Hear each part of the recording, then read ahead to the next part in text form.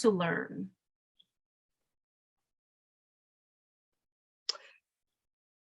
To not, I don't want to curse. Let's see. To not, nah, To not give a no. to not give a F about what other people think of you. Mm-hmm. That's good. To not care about what anybody else feels, says, views. Mm-hmm. To not care. Yeah. That's also goes back to freedom as well. Yeah, because which is hard, which is what everyone as an artist or anybody is trying to get to, more of their authentic self, exactly, to be comfortable in their skin, exactly, and just to be themselves, to be able to live it. That's the hardest thing. Like I think this is a journey. It takes a while. It is, and I'm happy to be there. To not care, like it's funny. I use the symbol of Medusa because I said she's misunderstood. So I feel like, okay, you can misunderstand me, but that's your problem. So I feel like it's misunderstood. That myth is a misunderstanding of a person. Yeah. What is your what do you see like 5 years from now, your 5-year plan? Oh, so my 5-year plan, I would be completely running my program on a much larger scale. I would like to see it flourish to the point where I'm able to provide services to children that are interested in art but can't afford it. Yeah.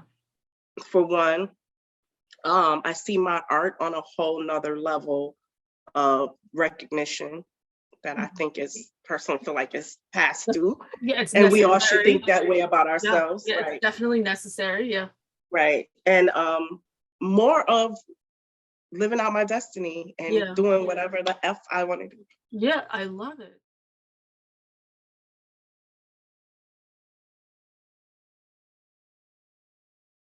One of those conversations that when I did it, I was like, I really enjoy this.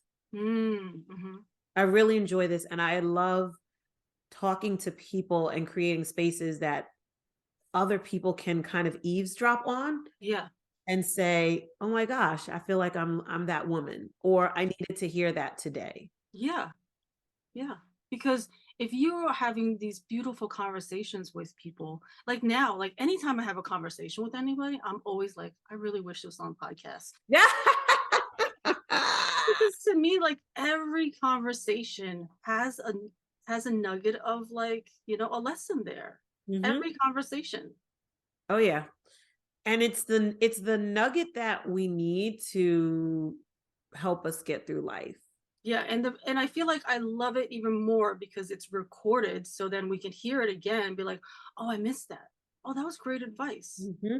I love, you said that before, and it wasn't until I started doing it that I realized once I got past how difficult it was to edit. Yeah, turtle. Yep. I started when I would listen back. Mm-hmm. Is when I would be like, oh, that was good. How did I miss that? Or because now I'm present to what the person was saying, and it it felt different. And it's beautiful. And then you're like, oh, I want to clip that part. That's perfect. Let me write down the time of that. Let me clip it. This is going to be this little short that now I can put out for people. Yeah. I think too, the results of it all is what has me like excited, right? Like it's the messages. It's like, wow, that was really good. I like one of the episodes where, I think 2 guests brought up the concept of breathing, right? Like just the power of breath. I think I made a comment on one of the breathing ones, right? Yeah. And it's like, oh, that's it. Mm-hmm. That person was able to bring a piece of information that I didn't have, that I didn't think about because it wasn't in my wheelhouse. I wasn't, focused on it, but it resonated with someone. Yeah. That's, so the editing and and all the other things that we have to do when it comes down to like, I'm the people that are, and here's the other thing that I learned, right?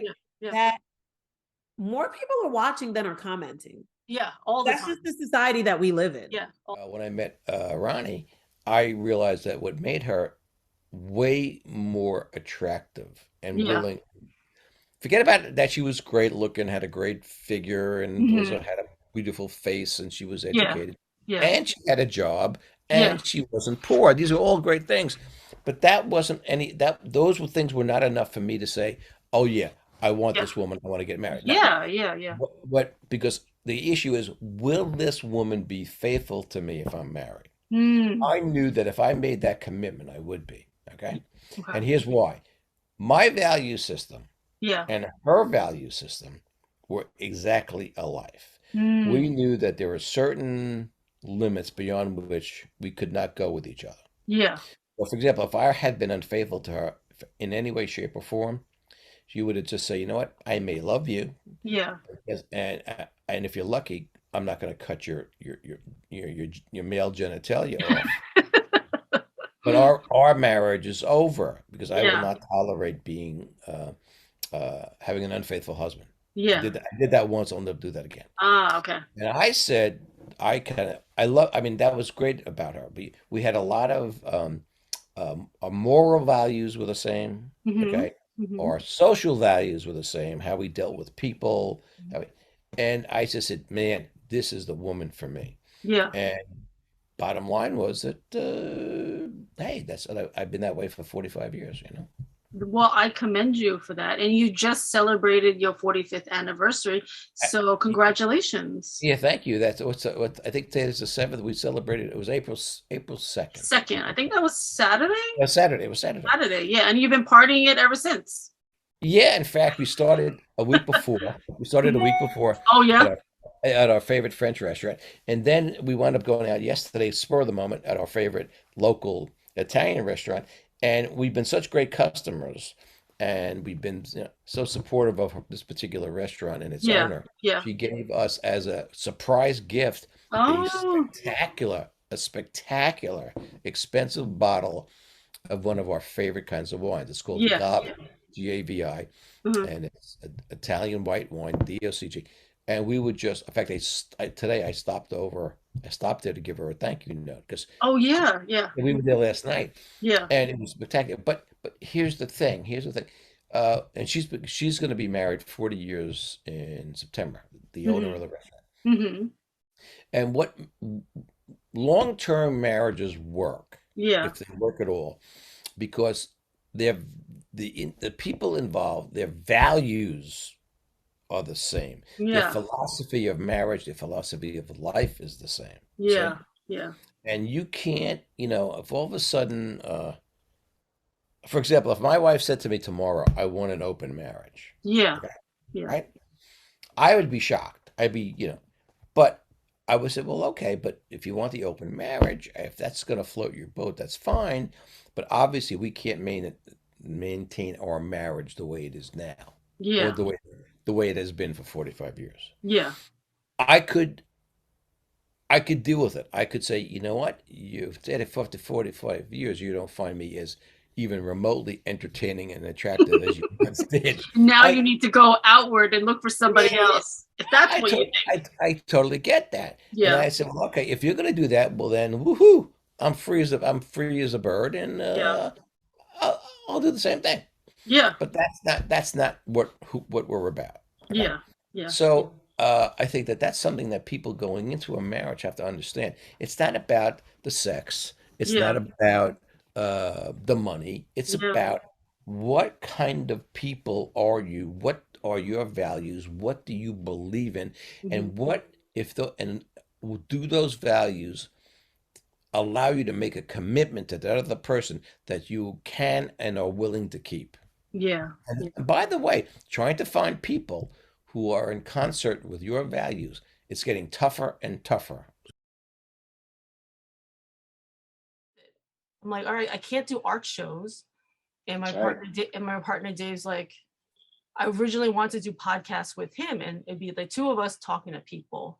And he's like, no, this is your baby. Like, you should be the one talking to people, because obviously maybe my passion for these things, my connection with people, he's like, you should be the one talking to them. And I was like, I'm not comfortable doing podcasts. I'm not comfortable being the forefront. Like, even though I started it, it's hard for me to put myself out there. You feel vulnerable, and you're not comfortable. but he's like, you need to do it. So like, I'm pushing myself.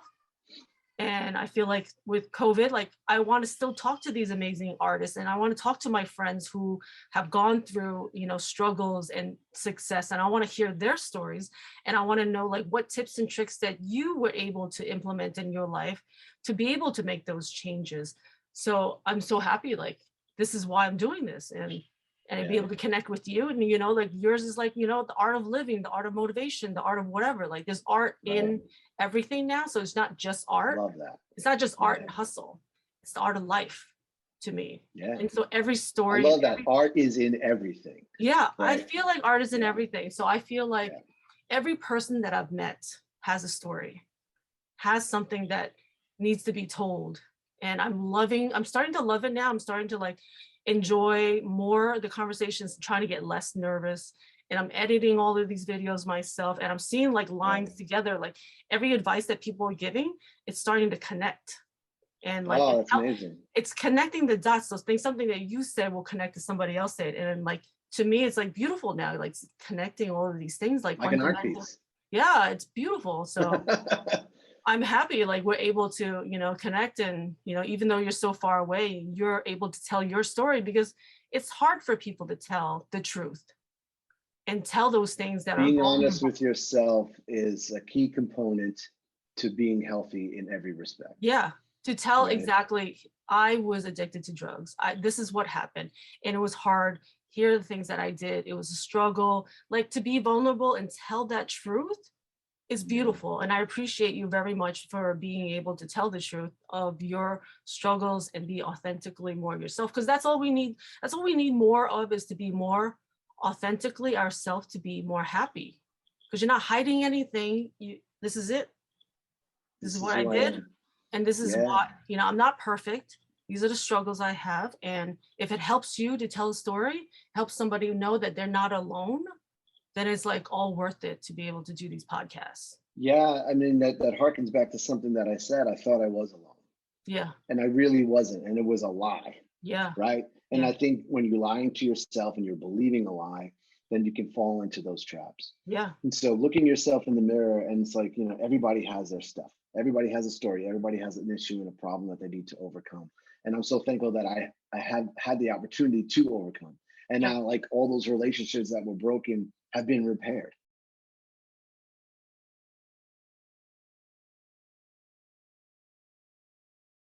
I have to tell you too, the engagement on what the last painting situation that we did, Yeah. the last work with Tom that we posted from Yeah. last week, Yeah. went crazy. Really? People came out of the woodwork to Really? comment. They said it was some of the most phenomenal things they've seen. Really?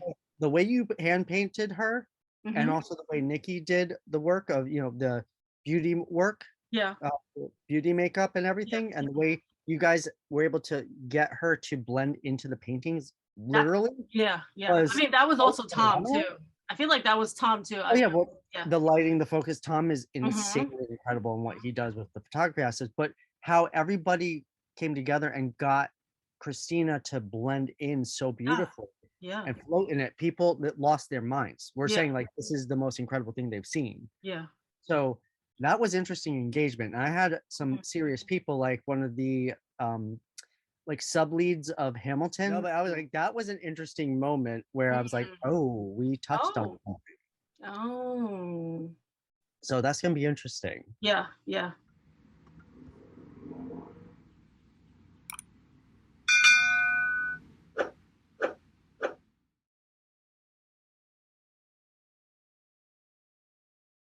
Got into the therapy sessions, Yeah. and it really helped me. But what really helped me is the encouragement to do something that I always wanted to do, Mm. but I stopped myself from doing for whatever reason. So Fear that or was the being instruction. scared or something. Mhm.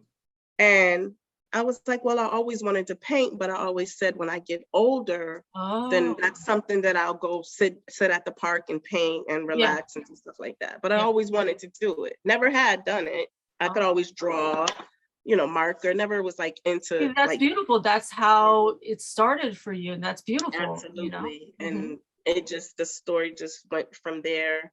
Yeah. How I brought my son in on it We were going to commemorate my cousin's slash brother. He's like brother to me.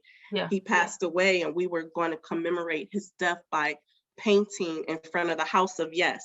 Yeah. Okay. House of Yes in Bushwick. They were having some sort of art, I don't know, like art, like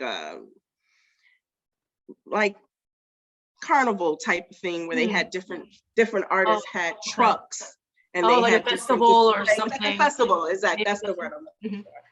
And it was amazing. And me and my son, we just got our blanket and sat there and painted. We painted my brother. Yeah. You know, it was like, this is what we're gonna do for him, because he was into art. And people saw us painting, and that turned into, oh my God. See, that's the beautiful. next level of it. Yeah. So that turned into him.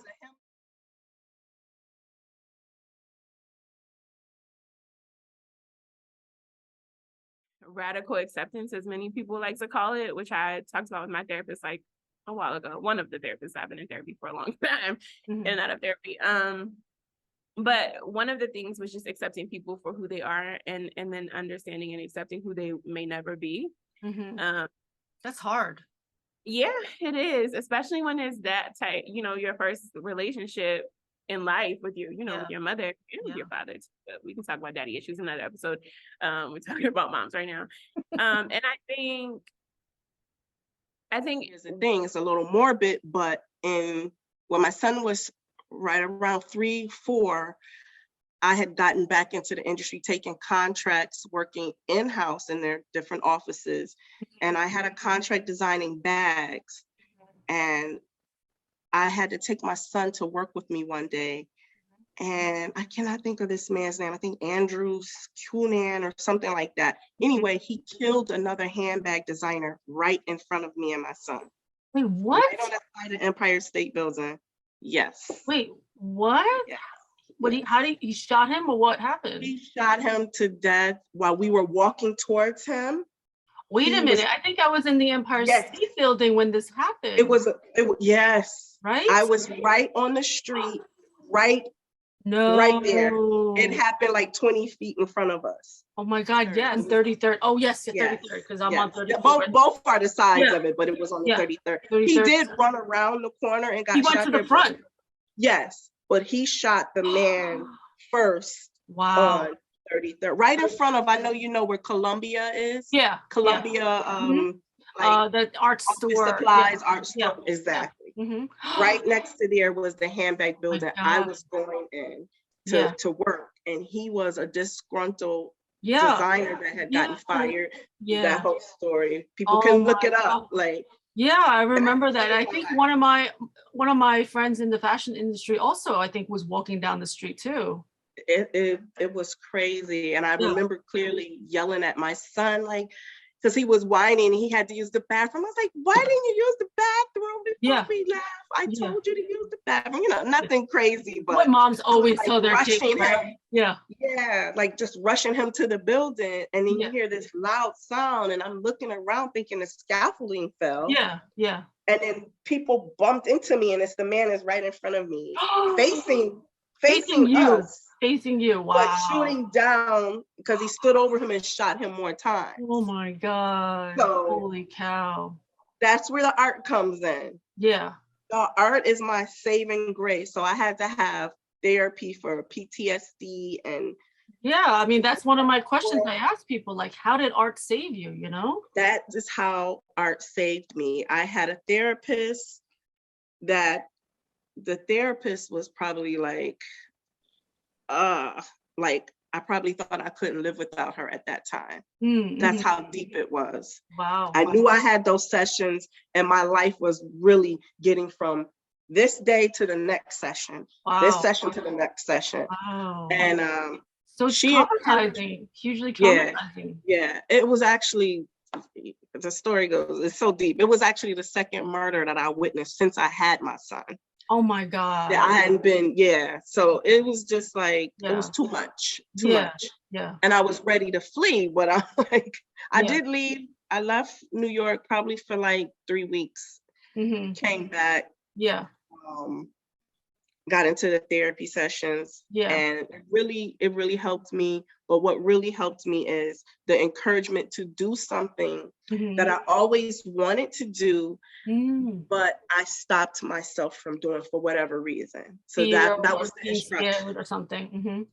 And I was like, well, I always wanted to paint, but I always said when I get older, then that's something that I'll go sit at the park and paint and relax and do stuff like that. But I always wanted to do it. Never had done it. I could always draw, marker. Never was like into. That's beautiful. That's how it started for you, and that's beautiful. Absolutely. Mentally, physically, emotionally, and once you get that core, that's your you have to understand that's your nucleus. Yeah. Which one of your friends, which one of your group, your circle challenges you to be better? Yeah. Challenges your thought pattern. Who is it? Who has your back? Who's not afraid to tell you like, yo, you wrong. Boom, boom, boom, boom, boom. You have to be better. Boom, boom. Those are the folks you keep around. Yeah, definitely. You definitely need those as your core value of people. Now, you can see in the corner of my screen, I'm gonna point over here, that picture, that's my mother and my sisters and my grandmother. Oh, I love it. And it says, for every generation, a beautiful, intelligent woman has made the Billy name proud. And so that was given as a Christmas gift from my cousin Marcus, who grew up like my brother. His father and my mother were brother and sister, and they were very close. So my grandmother raised us together, and that was so special to me. It was just really, it's everyone's graduation picture. Yeah. Forever hold it dear. I love it. And each one has their own story. And that's why I'm doing this podcast, because every person that I meet, everybody has a story. And I feel like, well, each story will help and each story will heal. And it's the art of living. It's not just art and hustle. It's the art of living. I love it. And I'm just going to, go one story at a time. Each person, I'm going to get their story and bring it out there. Because also when I talk to my mentor, to my Tuesdays with Maury, his name is Schiavo, each week, we realize like, there's a wisdom to it, but there's also like a legacy that we're leaving behind too, because like now it's become a bigger thing that now I can lead these conversations technically to my kids and to everyone. You know what I mean? So it's like, it's a beautiful legacy to leave on. Like whenever they need an advice or they need something to hear, they can go on these podcasts and hear it. Each story, each person, everybody has like a little tidbit of how to live a better life. So true, Linda. I think this platform that you created is awesome. There are a few layers that perhaps we can pull back, because that's just the beginning of a journey for me. Yeah, and I feel like it's probably hard for me and you, because we've always been like, let's get shit done. What's the plan? Let's keep moving. Yep. And ever since COVID and ever since I lost my job, all of it went out the window. And I had to reevaluate all of my life. Everything. I've started like dismantling everything, dismantling the matrix, dismantling corporate life, dismantling all the goalposts that I've done for myself. All of it just went out the window. No doubt. So I'm at that point, then you hit depression, then you hit addiction, and then I'm just realizing that I never understood those things of mental health before, because I've always been a type of person to be like, well, just push through it. Like, why are you sitting there depressed? Why are you sitting there not doing shit? Get your ass up and go do it. So I've always been that mentality of pushing. Yeah. But really, when I'm pushing it, I'm ignoring all of it. Yeah, well, what happens is you're spitting into the wind. Yeah. You push depression away. Yeah. It's not something that can be pushed away. It's something that slowly envelops you, and it slowly has to recede. Yeah. It takes time. It takes time coming in, just like a wave. Yeah. Time going out. And that wave can last years. Yeah. Literally years. Yeah. going through some of that pain is just really difficult. But for individuals like us, we're able to get through it, and then we're able to be that much better for others. Yeah. We now understand it. We know what they're Because going now we understand it. Yeah, that's the thing. Because I never understood it before. And I used to always push one of my girlfriends. I just never understood why she just couldn't push herself through it. And I'm like, think it, do it. But, you know what I mean? I know, as if it was that easy, right? Yeah, that was always my mentality. You got a plan, just do it. Put the actions, right? I mean, not for nothing. For the longest, I thought it was a weakness. Yes, but that's the thing. Like me and you would think like that's a weakness. Why can't you get through it? But now I understand what depression is, because when it envelops you, it just completely covers you. And like I lost desire to do anything. Everything. And I'm sitting there like, what the fuck is this? Like, I have no desire to do anything. And I was starting to get really worried about myself. I'm like, I don't have a desire to do anything. I don't have a desire to do this, that. I'm like, this is not good. Like, thank God at some point I finally realized, fuck, I'm depressed. Yeah. You know, by the time you're so deep into it that, you know, it's like swimming, you know, in the ocean. You're slowly drowning. So deep. Yeah. Like, holy shit, that shoreline is so far away. Yes. Like, and nothing is near me. The water's getting heavier. Man, I see a storm coming in. It's starting to get cold, and you just start to feel all of these things, and it just kind of compounds, you know, the way depression works. Yeah. It takes a minute, you know. You don't realize it until you are absolutely inside of it. You know, obviously individuals who have gone through it, you know, a few times or throughout their life, they're much better at recognizing these things. They can see the triggers and feel the triggers before it happens. Individuals who don't have a lot of experience with it don't know until you know. No, I'd never known. Like, did you get into a depression? Did you feel it? Yeah. Recently? Still feel it.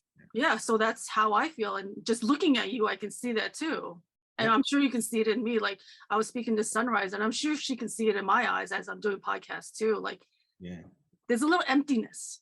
There's a light that's a little bit dimmer. Came in, got a facial, and then when it came down to paying, he said he left his wallet at home. No. Yeah.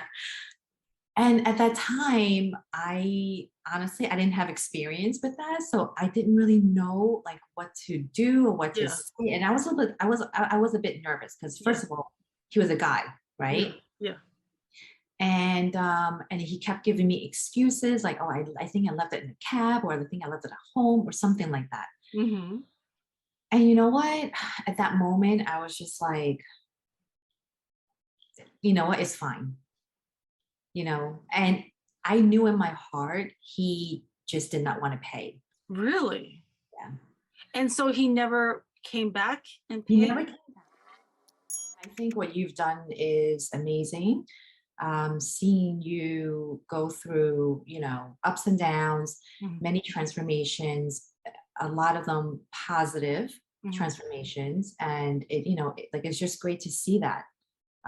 You know, and I love the fact that you're doing what you love now, what you enjoy, and you're working, and you're not, you know, you're not stressing out as much, you know.